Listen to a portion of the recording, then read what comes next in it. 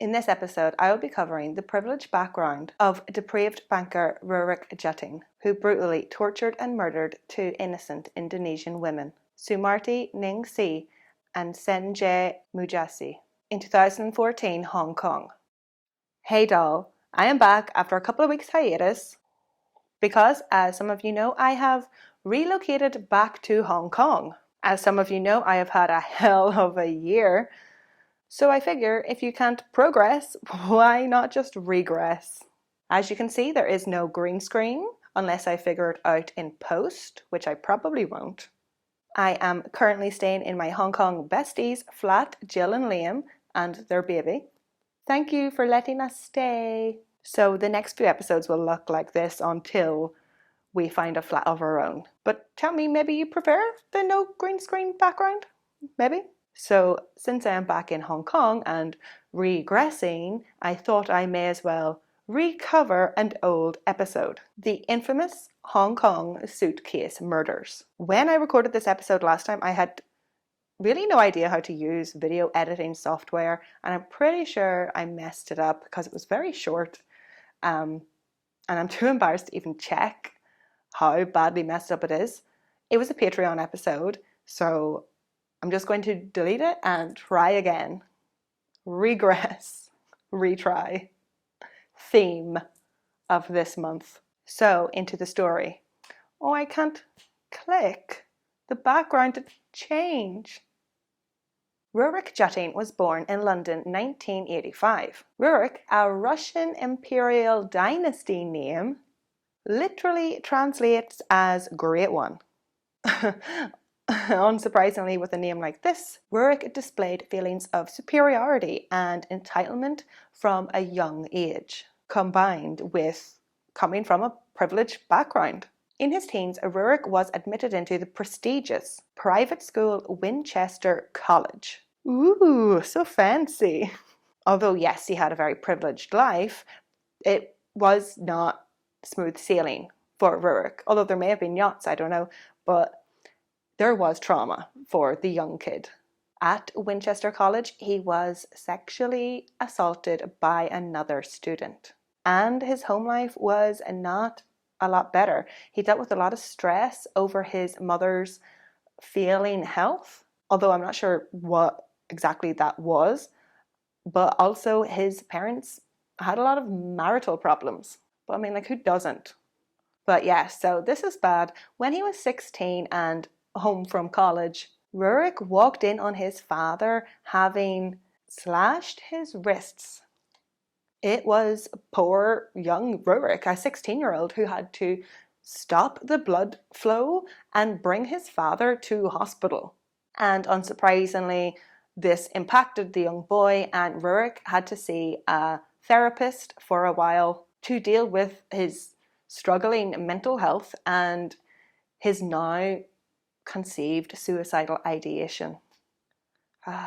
Although despite all these battles, Rurik excelled academically. I suppose he just put his nose down to the books, like block it out sort of thing, and focus on the studies, like an escape. Like he had a lot to deal with. Well, he studied so hard that he was admitted into the University of Cambridge. While at uni, he was known to be very shy and standoffish around girls, but excelled in most other areas, academically as well as like fitness. He was a keen athlete, intelligent, and religious. He was committed to Catholicism. And eventually, Rurik graduated with a degree in history and law. And right out of uni, he started his financial career, working for Barclays Bank. I don't understand how people in finance, a lot of the time they don't study finance. What does history and law have to do with like investing and stuff? Like, can I get that job? I'm so broke. Well, apparently his history and law degree really helped him in the finance sector, because by 2010 he was working for Bank of America Merrill Lynch in London, making a salary of £270,000 a year.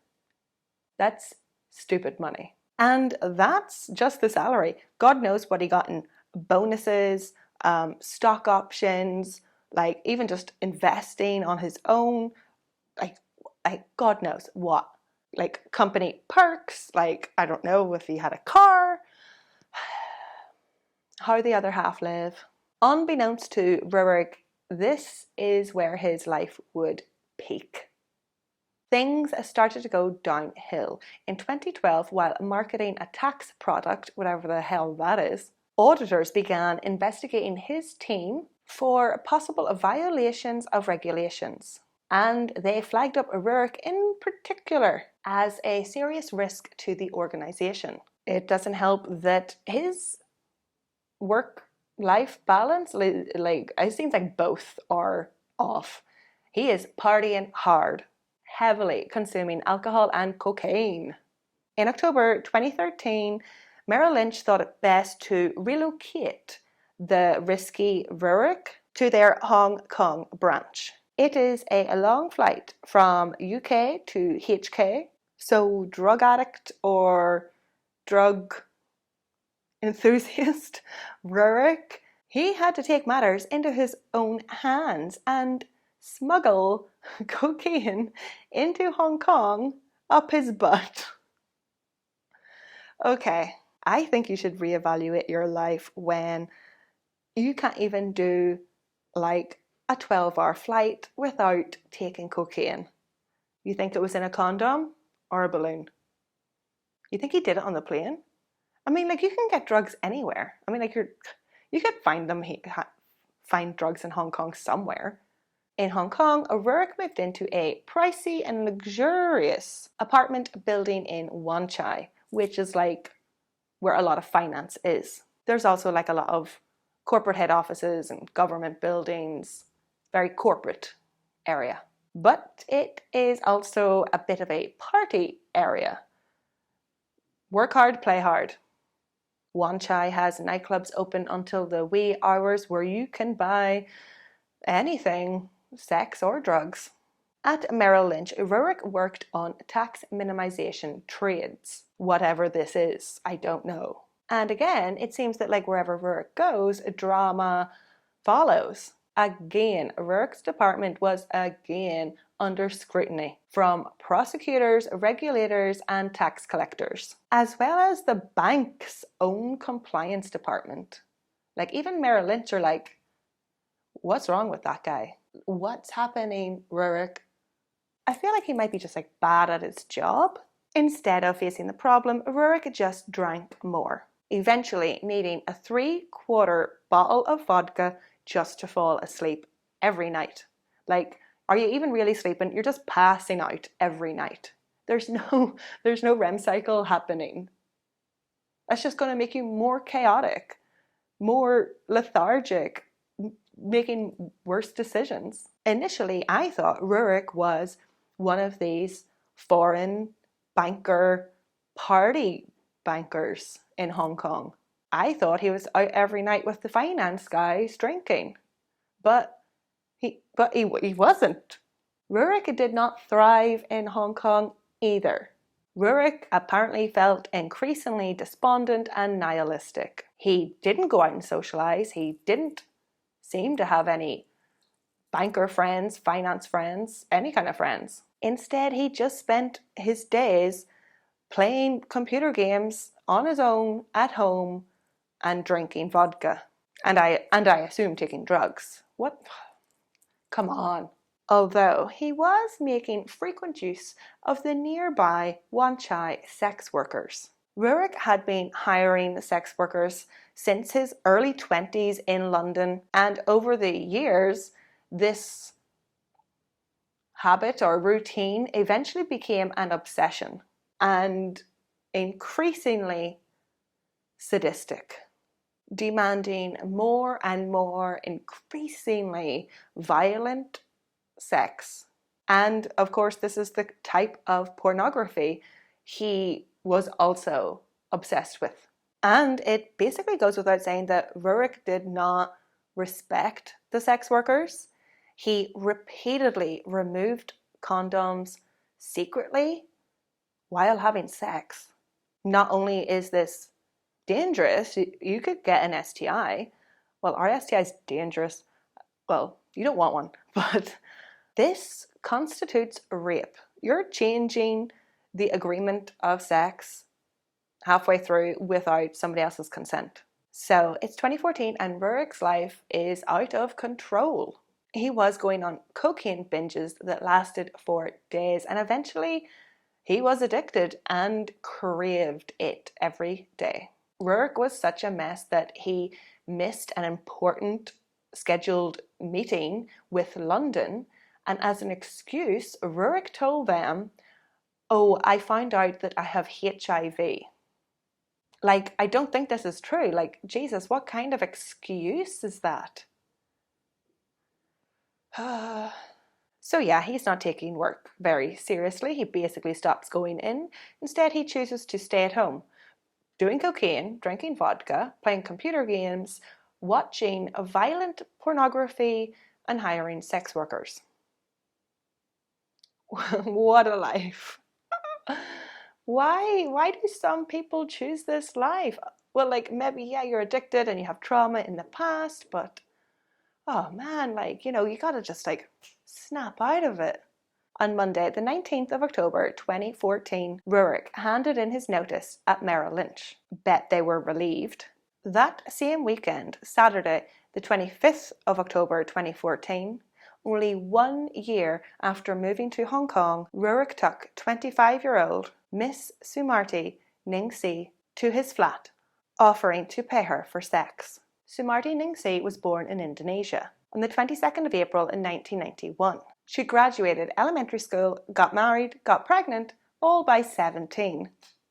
And then around the time her baby was born, her husband up and left. She was only 18. Only 40 days after giving birth to her child, Sumarti packed up her stuff and moved to Hong Kong. Sumarti worked as a domestic helper for over 2 years and went by the name Alice, sending money home every month to her parents who were looking after her son. When Sumarti returned to Indonesia in 2013, she attended a 5-month DJ course. Then in August 2014, Sumarti returned to Hong Kong, hoping to find under-the-table work as a DJ. This would obviously pay better than domestic helper work.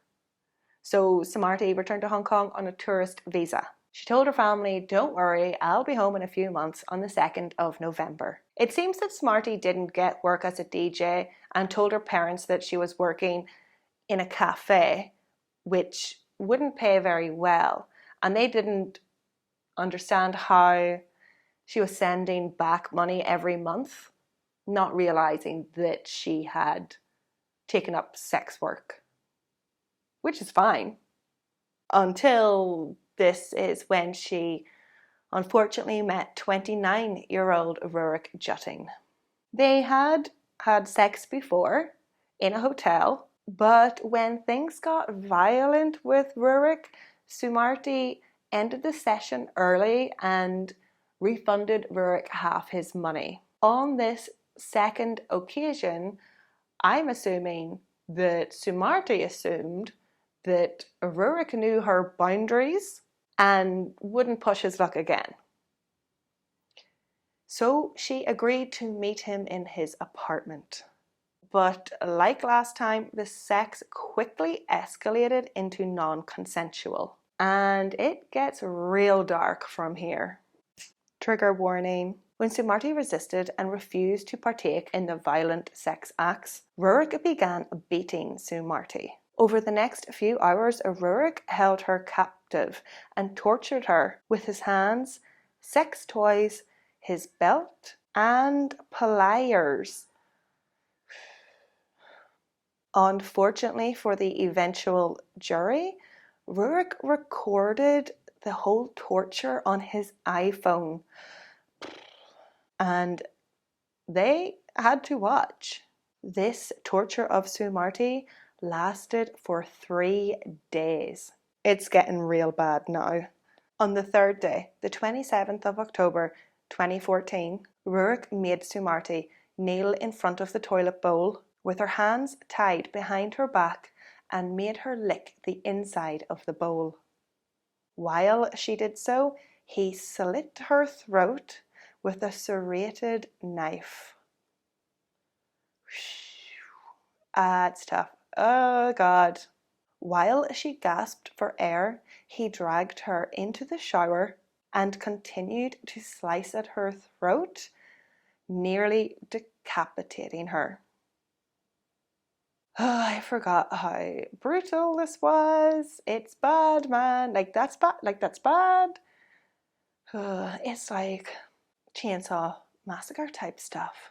After this brutal, torturous, messy murder, Rurik recorded several videos on his iPhone describing the event and aftermath. Like at least it's like a confession that can be used in court, but why? Having only handed in his month's notice a few days ago, he was technically still working there. Rurik got to work on changing his out of office email, like the auto email message. I can't believe his mind went to work. It's so weird. But surely that's the least of your worries. The auto email message read, "I am out of the office indefinitely. For urgent inquiries or indeed any inquiries, please contact someone who is not an insane psychopath." Okay. Imagine getting this auto email from somebody. For escalation, please contact God, though suspect the devil will have custody. Yeah, you're going to hell for sure, Rurik. Last line only really worked if I had followed through. Here he is implying that he intends to kill himself. But he's too much of a coward to do that. Eventually, Rurik bound Sumarti's body, arms and legs, wrapped her in towels and placed her in a large black suitcase, which he dragged out and left on his balcony. Rurik then immediately started planning his second torture and murder. Seneng Mujiasih, who also went by the name Jesse Lorena. Rurik began planning his second murder on Halloween. He bought tools, including sandpaper, nails, and a blowtorch. Again, filming them on his iPhone, he described how he might use them to torture and murder his next victim. I mean, it's like he read American Psycho, like he realizes that book is fiction, right? And even Patrick Bateman, we don't even know if he did that. It's fiction, he didn't. But it's like, it was all like in his head. Can't you just watch Americans? Maybe he watched it too many times. Or read the book. I read the book. It's worse than the movie. Ugh. On Halloween night, Rurik went out and met 29-year-old Seneng. Seneng, like Sumarti, was also from Indonesia and had been living in Hong Kong for over 8 years, where she went by the name Jessie. Like Sumarti, she originally came to Hong Kong as a domestic helper and eventually became a DJ, supplementing her income with sex work, and this money she too would send home to her parents. Seneng was last seen at 9:15 on Halloween night in Wan Chai. She said to her DJ co-worker that she was away to have fun at a Halloween party. According to Rurik, probably, it began innocent enough, kissing and cuddling on his sofa. But Seneng started freaking out, yelling and screaming when she seen a gag by the side of the sofa. This was not what Rurik planned, so he held a knife against Seneng's throat, telling her that he would kill her if she struggled. But Seneng did struggle. Thankfully, she fought for her life, but she wasn't strong enough. Rurik was a big guy and slashed the woman's throat again and again and again. All I can say is I'm glad he didn't get to use the blowtorch. Obviously, I wish Seneng had have survived. I wish she had have escaped. At least she escaped torture. It's so haunting. After the murder, Rurik took a big hit of cocaine. He then sat and contemplated taking his own life. but decided against it. Was he a narcissist or a coward? In the wee hours of the next morning, the 1st of November 2014, Rurik called the police to tell them something happened. Next, he called his boss and said, quote, "I am in a lot of trouble. You need to do something about the reputation of the bank." Why do you care about the bank? Like, you weren't going into work. You told them you had HIV. You missed meetings. You were an awful employee. You had people sniffing around you. Like, I guess, like, you know, you kept fucking up, so you consider this a fuck up. You took somebody. So it seems like the police didn't go over to investigate. Maybe they thought he was like high. Well, he was, but for some reason they didn't come over. So he called them like a third time. At 3:42 a.m., he requested that the police come over and investigate his apartment. When police arrived, Seneng was found naked on the floor with cuts and wounds to her neck, throat and buttocks. Seneng was still breathing, but tragically the police were too late. She succumbed to her injuries and died there at the scene. Like, if they had have just came over when he first called, like, she may have lived. Top-notch police work. Rurik babbled incoherently as he was arrested, while the police investigated the rest of his flat. They found the 12-inch serrated knife, the sex toys, and cocaine.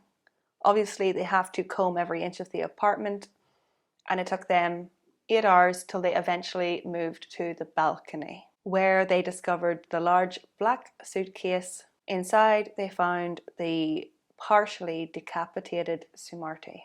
Although he had called the police himself, Rurik refused to comply with the police, only saying to them that Seneng was the prey and he had been hunting. I'm getting real incel vibes from him.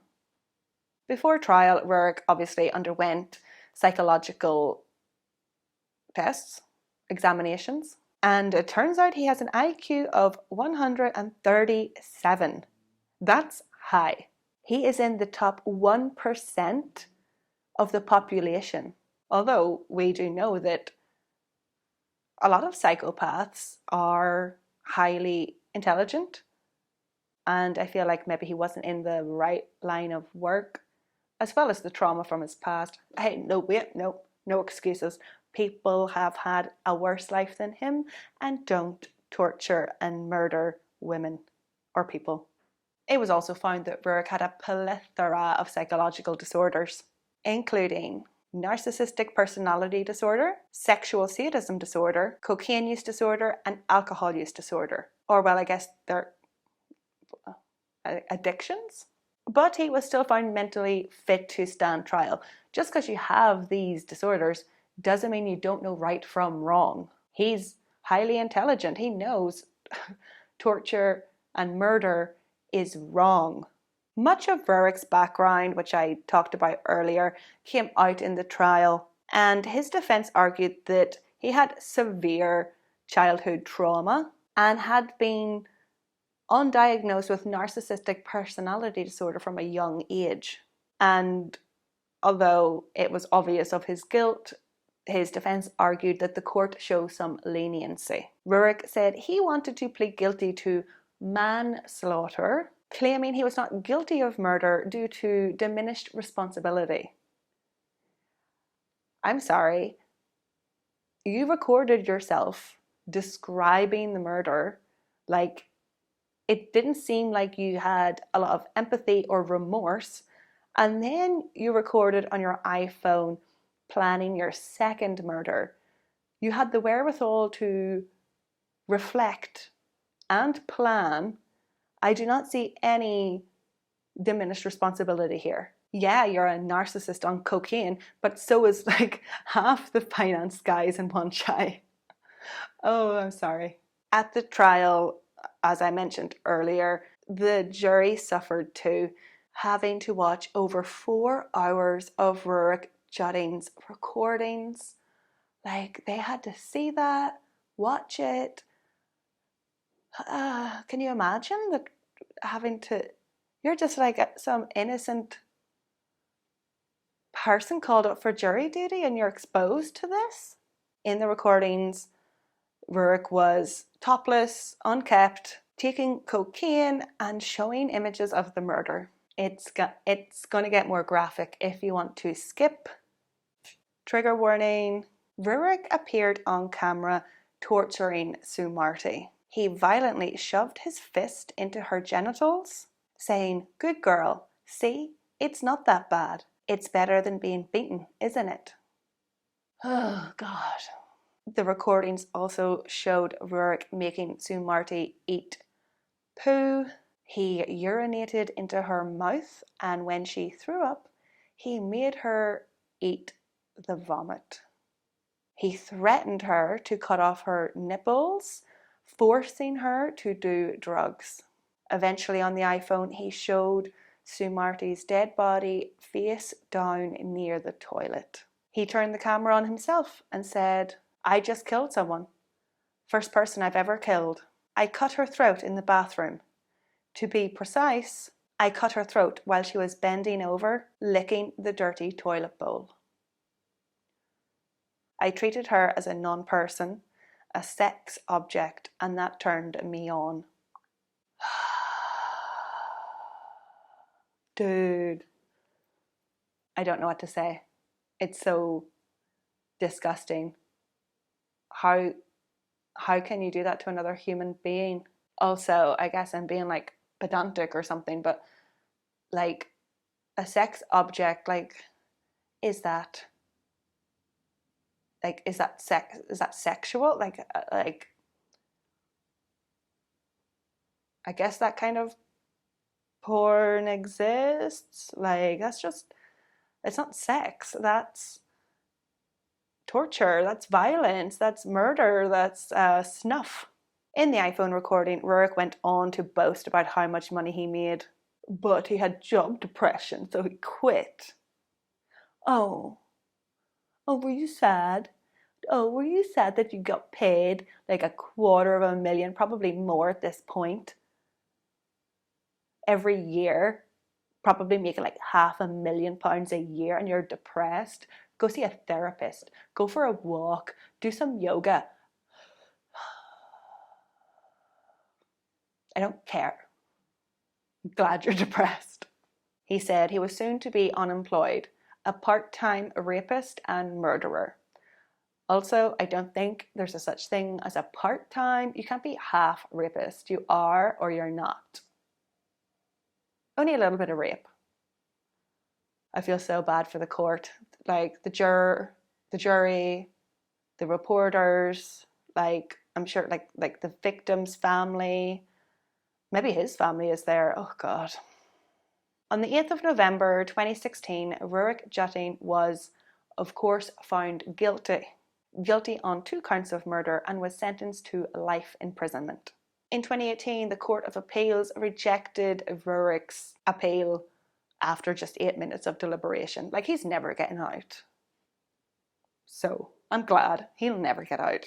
But we can't forget the everlasting trauma of Sumarti and Seneng's friends, family, and son, knowing that their daughter and friend was murdered, tortured and murdered in such a brutal way with no remorse.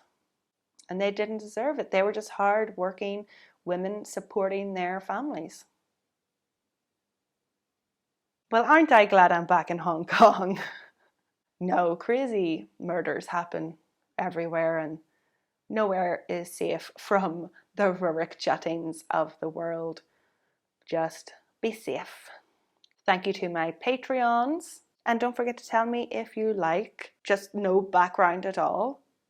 I feel like the green screen was sort of my thing. Like, yeah, like it's very teacher vibes. Like, look at the picture and listen to what the information there. Slán!